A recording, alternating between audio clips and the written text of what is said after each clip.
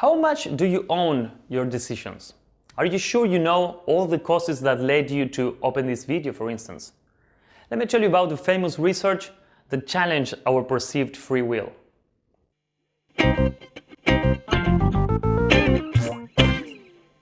In 2003, behavioral economists Eric Johnson and Daniel Constantin presented this graph that shows amounts of organ donors per country. As it can be seen in the graph, in some countries organ donation seems to be consistently rare, left green, whereas in others it seems to be consistently frequent, right, blue. But there's none in the middle. So what can explain this patterned difference?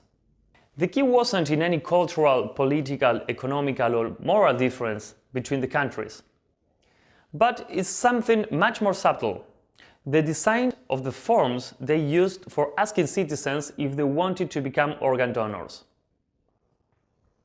The countries in the left were using opt-in forms, such as the following one.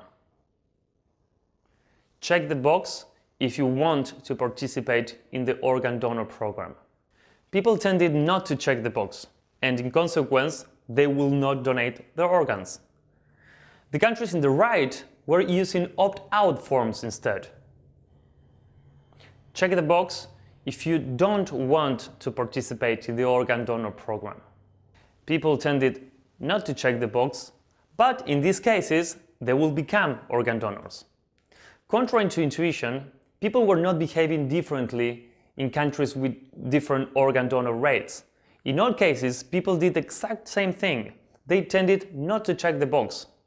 But since the forms were differently designed, the same behavior had different outcomes, becoming an organ donor or not.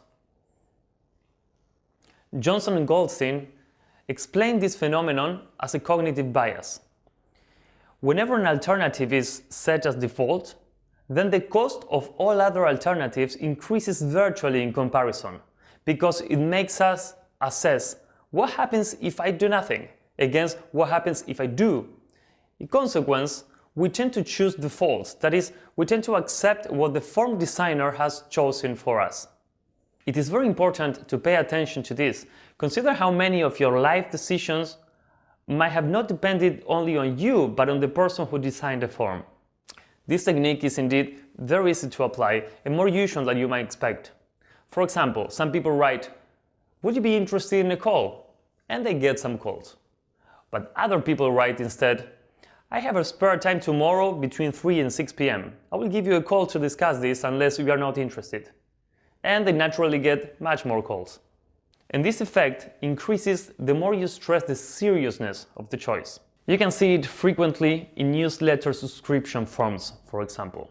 Some companies write, "If you would like to subscribe to our newsletter, click here," and they get some subscribers. Others write instead, "I sent you via email the information you requested me, and I also added you to our monthly newsletter so that you get our updates on how to keep your most important data safe. However, if you're not interested in this, let me know and I will personally take care of canceling your subscription." Naturally, these companies get many more subscribers. The fact that people like options doesn't necessarily mean that they like to choose, especially if the stakes are high. You know your business and your customers will want to trust you on many levels, the same way you want to trust your surgeon, for example, to make the important decisions. But use this power carefully so as to cultivate your customers' trust and not to let them down.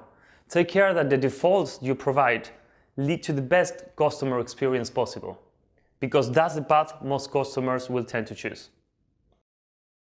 Thank you for watching. If you want more advice on how to design your communication strategies, the LeadGENI team is happy to help you. Leave us a comment or contact us through leadgeni.com, and feel free to share this video with others that could find it useful. We'll help you connect. Science is magic that works.